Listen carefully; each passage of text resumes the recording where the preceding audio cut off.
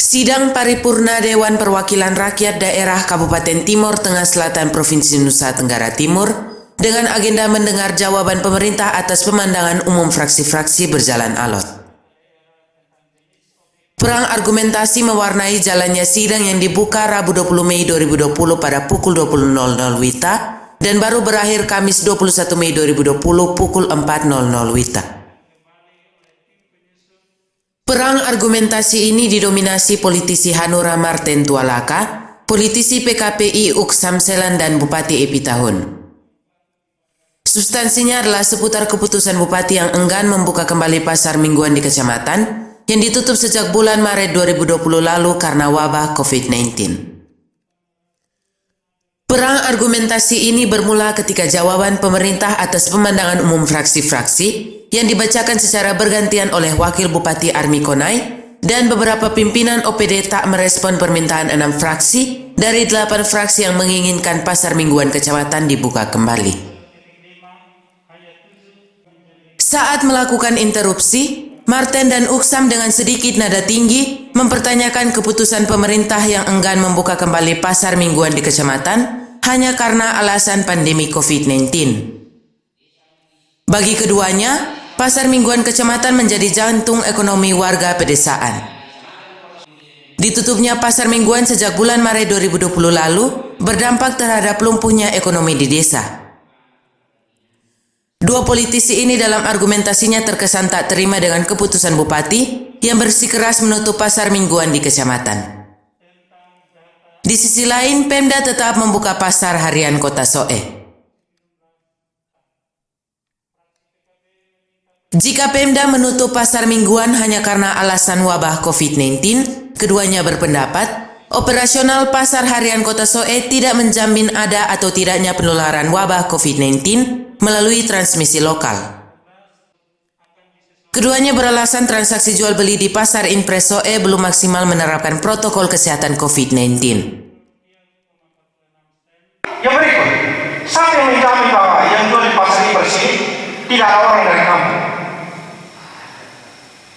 Malah mereka berbondong-bondong datang, justru itu akan menambah beban bagi kita. Ini yang membuat kita tidak adil. Hari itu Bapak, sekali lagi, ini benar-benar cerita masyarakat saat ini. Kita, Pak Bupati ada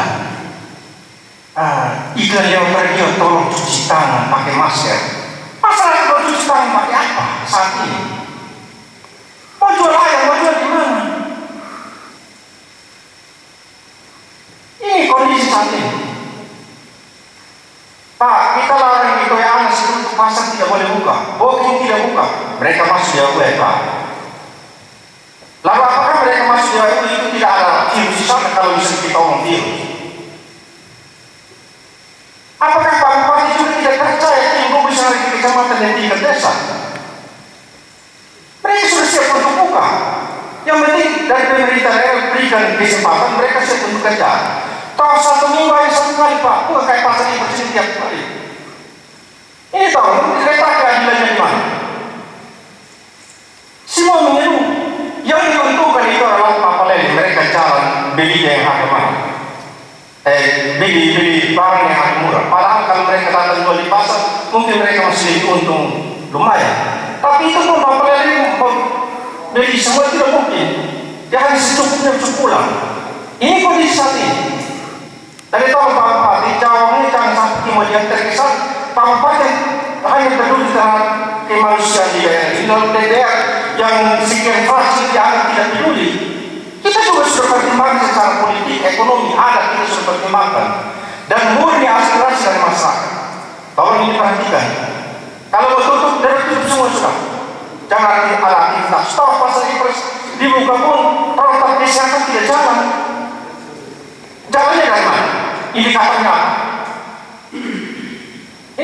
Minta maaf, nanti terkesan kami yang selalu mengkritisi dianggap tidak kita murni aspirasi.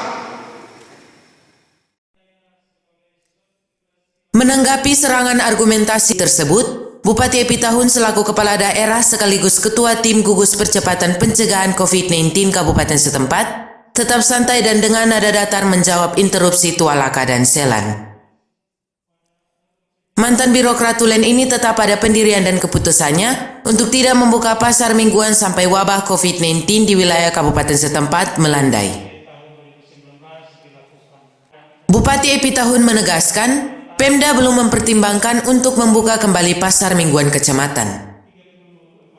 Kendati demikian, untuk mengimbangi keputusan penutupan pasar mingguan tersebut, Pemda tetap membuka pasar harian di sejumlah kecamatan, diantaranya Pasar Harian Niki-Niki, Oinlasi, Kapan, Ayo Tupas, Boking, Kuan Fatu dan sejumlah pasar harian di kecamatan agar warga bisa mengakses pembelian sembako dan kebutuhan lainnya. Ada dari Kemenkes, ada dari Kemendagri, ada juga dari Kapolri. Sehingga pasar ini masih kita buatkan jam-jam. Tetapi yang jelas bahwa untuk pasar juga sementara tidak belum ada keputusan untuk dimanfaatkan kembali. Jika sekali lagi jika dalam minggu depan ini dilakukan yang terpapar kita akan berhentikan atau kita pertimbangkan untuk dibuat kembali. Tapi untuk sementara perlu kita pertimbangkan sangat berisiko dan hal rakyat daerah ini. Tetapi karena ada terpapar, yang terpapar ini dia berhubungan dengan sekian banyak orang CTTS. Kemarin yang tercatat waktu di Puskesmas Kota 137 orang yang belum direview. Yang sudah direview sekian banyak orang dan juga swab ada sekian banyak orang. Sehingga kami mempertimbangkan kalau akan buang KFA malah kamu mereka belum terpapar sehingga ya kalau bukan sekitar hal yang wajar. Kita juga punya nurani. Ini kita punya rakyat, kita punya saudara yang ada di sana. Tetapi ya di bagi kesempatan juga saya bilang ekonomi bisa dihidupkan, tapi manusia tidak bisa dihidupkan. Jadi Bapak Ibu untuk pasar saya kata saya sebagai bupati dengan jawab pemerintah saya ada pikiran untuk kita buka pasar. Tapi kalau turun praktis misalnya besok hasil swab kedua ini negatif kita buka. Jadi saya hanya bilang kepada dua orang yang sekarang pertama dia hampir 1000 TTS dan juga pada pasar mingguan yang kita buka sekali lagi bahwa hampir terdapat timur orang semua datang di pasar-pasar itu. Menengahi perang argumentasi tersebut, politisi Hanura David Boy mau memberi solusi dan meminta pemerintah secepatnya menerbitkan regulasi berupa peraturan bupati tentang alokasi dana desa dan dana bagi hasil retribusi, sehingga bantuan sosial tunai yang bersumber dari dana desa bisa segera cair, guna menolong masyarakat miskin yang terdampak COVID-19. Terhadap hal tersebut, Bupati Epi Tahun menjelaskan bahwa regulasi dimaksud sudah diterbitkan dan pihak desa kini sedang berproses untuk mengucurkan dana bantuan sosial bagi masyarakat terdampak COVID-19 yang bersumber dari dana desa. Itu karena kita tidak serius untuk melihat landasan pijak aturan-aturan mana yang harus dipenuhi supaya uang segera kita kasih desa dalam bentuk BLT yang paling gampang itu BLT dana desa karena itu kewenangan sepenuhnya ada di tingkat desa, kewenangan sepenuhnya ada di tingkat kabupaten. Saya mau sampaikan bahwa khusus untuk persiapan penyaluran BLT dana desa pemerintah daerah, minta maaf Pak Bupati, saya harus sampaikan ini, membutuhkan 3 peraturan bupati untuk BLT dana desa bisa saya, yaitu peraturan bupati tentang dana desa.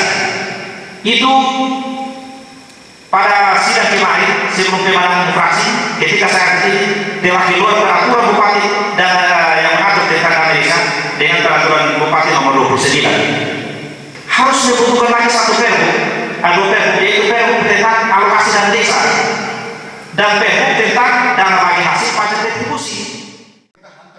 Polcelere Kabar Limorai mewartakan.